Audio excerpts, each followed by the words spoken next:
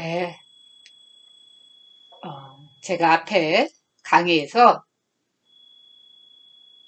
보살께서 그 당시의 수행자들, 우타카라마부터 알라라카라마, 그다음에 바가바소님, 또 배화주의자, 아마 제가 볼 때는 경전에서는 이렇게 몇 부분만 나오지만 보살께서 아마 이 이외의 수많은 성자들을 찾지 않으셨을까 싶습니다.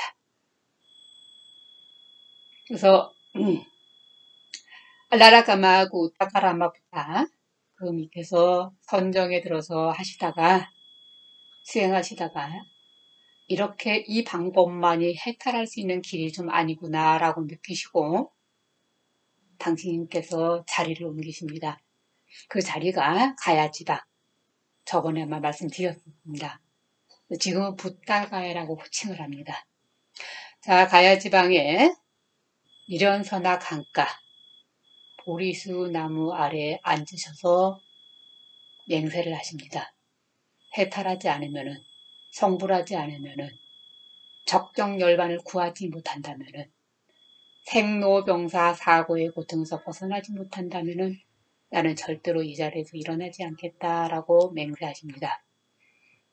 그렇게 앉아서 맹세하신 뒤에 고행이, 그다음에 수행이 해탈까지가 6년 걸리십니다.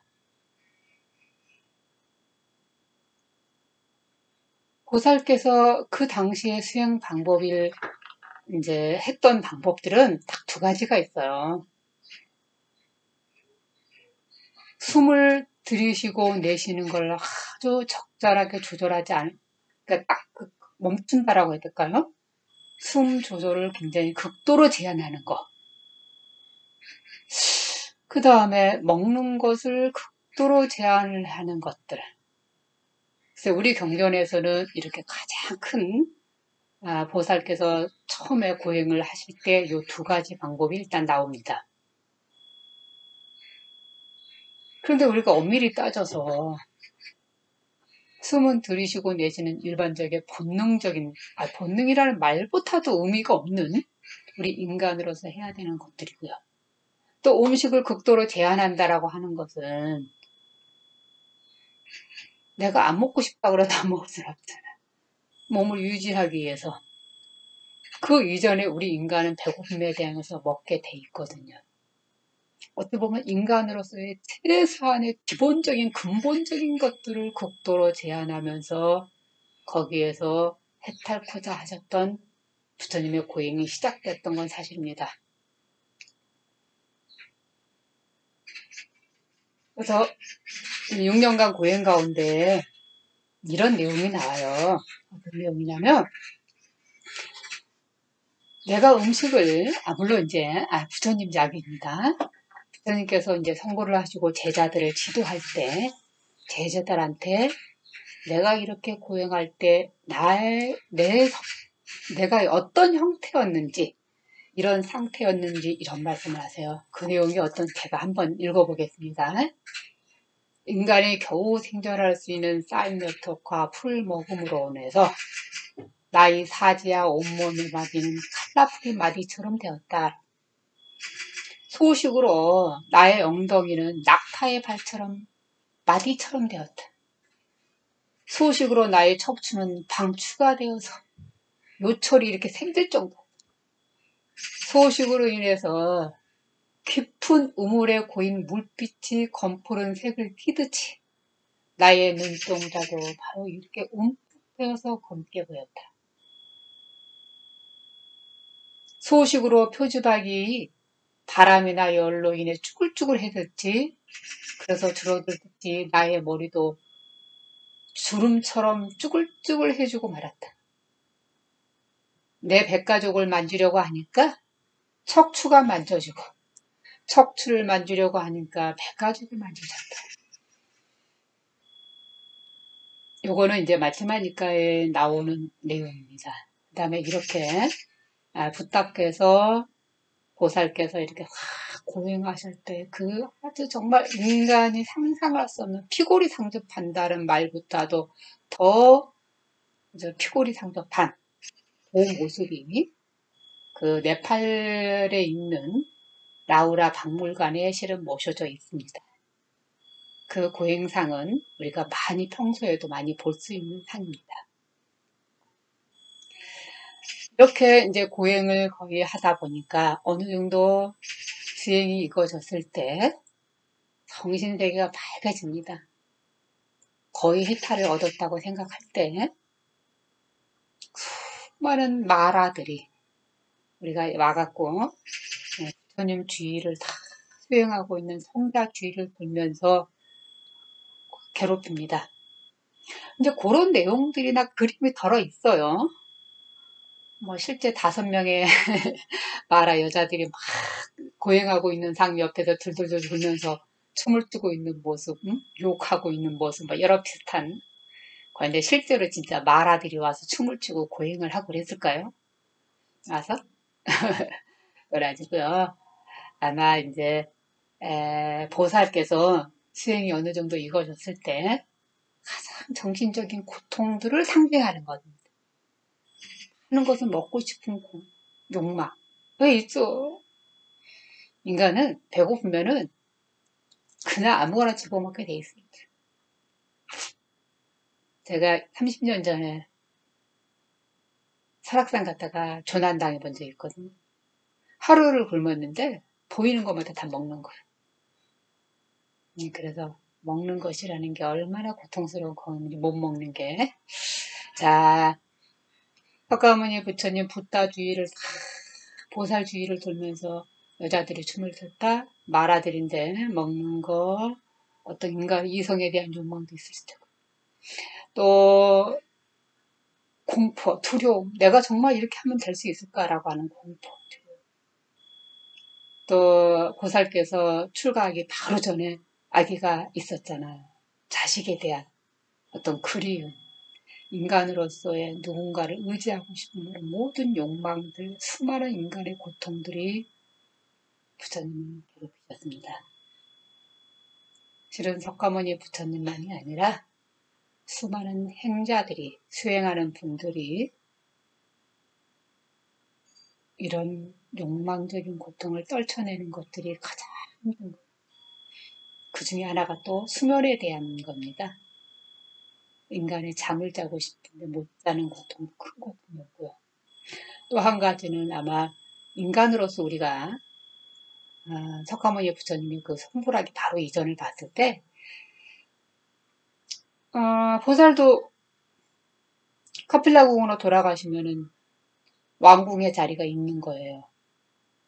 내 명예를 누릴 수 있는, 내 삶을 즐길 수 있는 길이 있었습니다.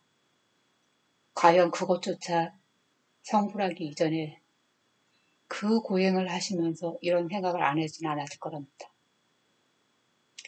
제가 이런 말씀 드렸어요. 위대한 성자니까 뭐 위대하다 이게 아니라 제 말씀을 들으면서 자신의 인생과 한번 결부지으면서 내 삶과 성린 군자의 부처님이 성인이시죠. 이런 분들의 모습이 한 번쯤 결부되어서 나를 생각해보는 시간이었으면 이렇게 저는 독자님들이 그랬으면 좋겠습니다. 자, 그래서 보살께서 그렇게 6년간의 어느 정도 고행이 다 끝나게 하기 바로 그 무렵에 5명의 비구들이 보살을 찾아옵니다. 그 5명의 보살은 어떤 분들이냐면 부처님의 아버지 정반왕께서 아들이 걱정이 되는 거예요.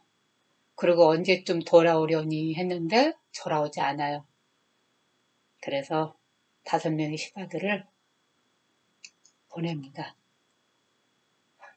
시달타 왕자를 잘 요즘 말로는 잘 꼬셔갖고 잘 달래서 모시고 오라고. 그런데 이분들이 딱 와서 보니까 시달타 왕자가 아니에요. 그 당시에 그렇게 많은 성자들이 있고 수행자들이 있었지만 이분처럼 힘들게 하시는 분은 없었던 거예요. 그래서 이분들이 이 5분이 정반왕한테 돌아가지 않습니다. 돌아가지 않고 보살 곁에서 함께 수행을 합니다. 물론 또 다른 경전에서는 정반왕이 보낸 5명이 아니라 아기 시달타를 애원하셨던 아시타 선인이 있었어요. 그 아시타 선인의 자식들이다라고 하는 부분도 있고요. 또 아시타 선인 말고 함께 있는 그 브라만들의 자녀분이다라고도 이렇게도 합니다. 그런데 첫 번째로 보는 것이 좋을 듯합니다. 일반적으로 그렇게 봅니다. 그래서 그분들이 오비구라고 합니다. 자, 이 오비구가 보살 곁에서 같이 수행을 해요. 그런데 보살께서 6년간의 고행을 다 하고 보니까 이렇게 고행만 하고 내 몸뚱아리에 핍박만 해서는 안 되겠다 라고 하시고, 이게 아니라 내 몸을 먼저 보호를 해주고 내 몸을 좀 어느 정도 이렇게 보충, 먼저 몸을 좀 좋게 해서 다시 한번 중도의 길로 수행해야 되겠다라고 맹세를 하시고 일어나십니다.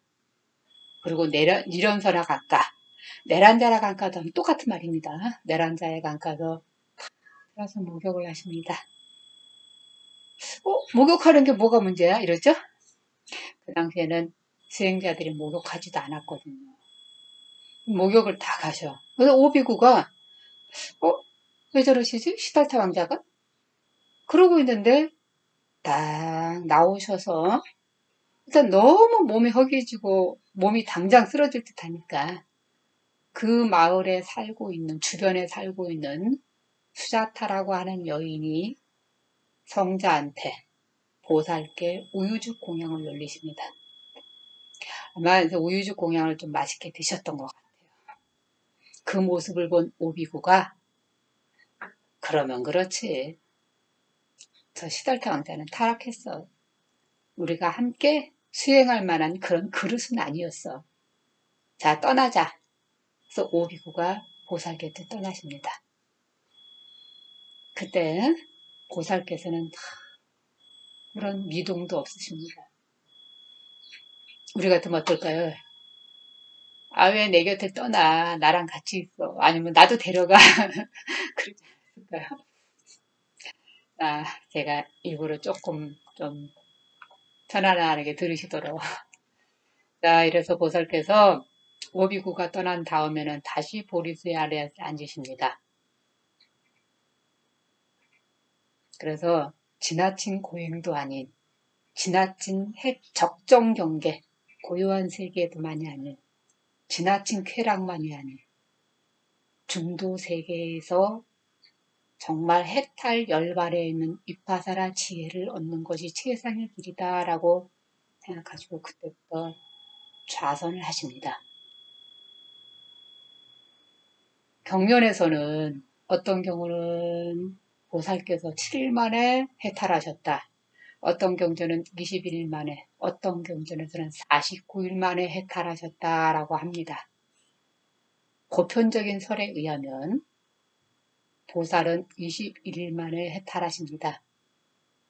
그래서 21일째 되는 날 12월 8일 음력으로 새벽달을 보시고 해탈하시게 됩니다. 자, 시계겸 성불하시게 됩니다. 자, 이제 성불하는 요 과정이 경전에도 잘 쓰여져 있어요. 제가 그런 말씀을 또 드렸었는데 제가 하나 빼먹은 것도 있어요.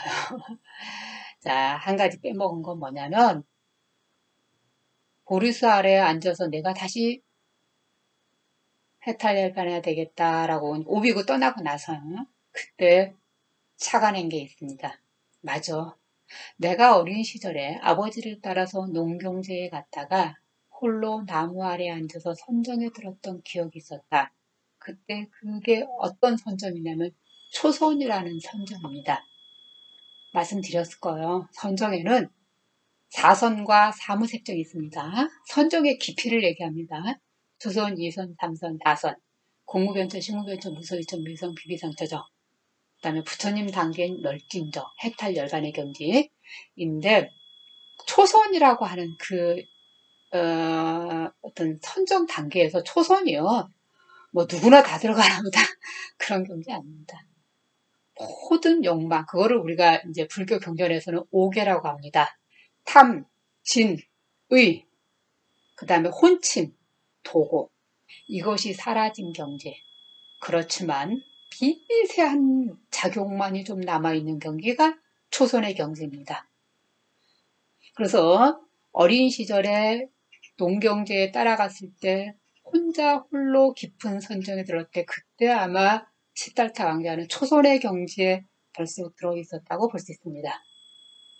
그래서 이 초선에서 이제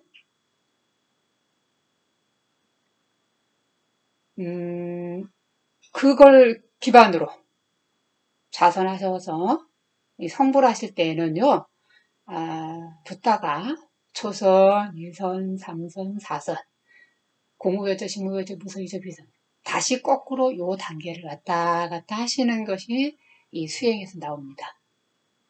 성불하실 때는 부탁해서는 사선의 경지, 즐겁지도 아니고 쾌락에 빠지지도 않는 중사, 가운데 중자, 버릴 사자에서 평온의 경지, 가장 인간이 평소 그 깨달음의 경지를 표현할 때 요 평온의 경지라는 말이 우백가라고 하는데 우리가 경지에서 사선의 경지를 얘기합니다.